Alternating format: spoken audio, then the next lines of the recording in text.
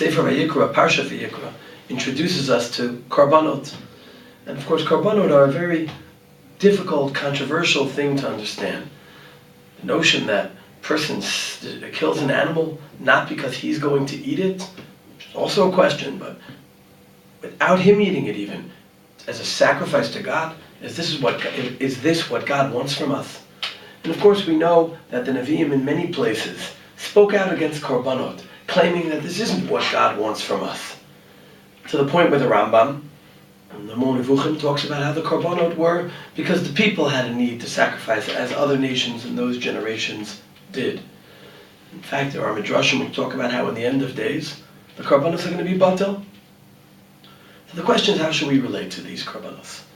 Interestingly, the Rambam himself, when he describes the role of Melech HaMashiach, he talks about how part of what he'll do is reinstituting the sacrifice of Karbonot, which is surprising because we talked about how the Rambam is critical, or at least seems to be critical of the basis of Karbonot. So it seems that even the Rambam believes that there is some message to them, some eternal importance. The Ramban and the Chinuch explain that the significance of Karbonot is that a person realizes the severity of their sin, and that through the loss of life, the life of an animal albeit, but the loss of life, the sacrifice of life, the sprinkling of the blood, the whole tircha of bringing the animal, who a person in the old days for sure may have been close with, part of his own flock, should get a person to realize the severity of their own sin. I believe there's another explanation that comes across through Rashi that can help us see more in Karbonot. Rashi comments on the phrase that appears in the first parak of Vayikra, that the Karban is nishei reach nichoach laHashem.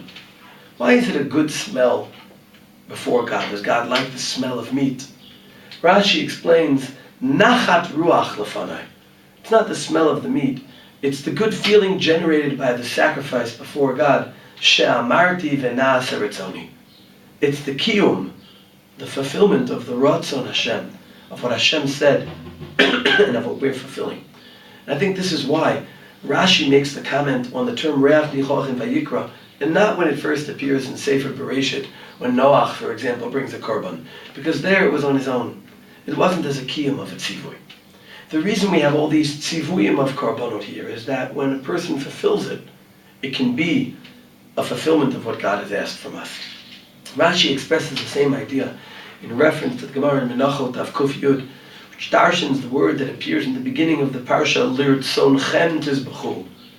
It's for our ratzon. Gemara Menachot says, Hashem says, it's not something I want, or something that pleases me.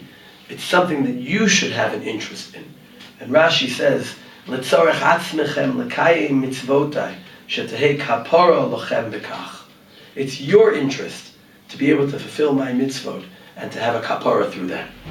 The ultimate kapara comes when a person who's sinned, or even if they haven't sinned, shows their commitment to HaKadosh Baruch Hu in doing what Hashem wants, even if it's not something we naturally identify with. I think this is how the notion of nachat ruach before Hashem spreads beyond Karbonot. Very famous statement of Rabbi Yochanan, the Gemara in Brachot Daf Yud Zayin. It says, when he finished learning Sefer Iyov, which is a book about how fragile life is, how challenging sustaining ourselves can be, Iyov would say, Sof Adam Lamut, V'sof Behema L'shchita, V'hakol L'mita Hem Omdim. Everyone, everything in the end dies. Everything withers. Ashrei mi shegadal b'Torah, gadel b'Torah, v'amalo b'Torah, v'ose nachat ruach liyotzro. If the nachat ruach, if the ratzon lefnei Hashem comes through fulfilling His will, it doesn't have to be through a korban. It's through learning Hashem's Torah, through living our lives the right way.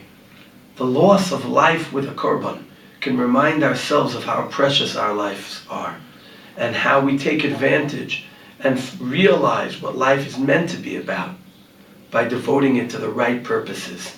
That's the nachat ruach, the reach nichoach, the ashrei misha gadel b'Torah, v'amalo, and is involved b'Torah, v'yoseh nachat ruach liyotzro.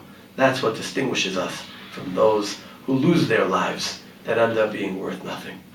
Shabbat Shalom.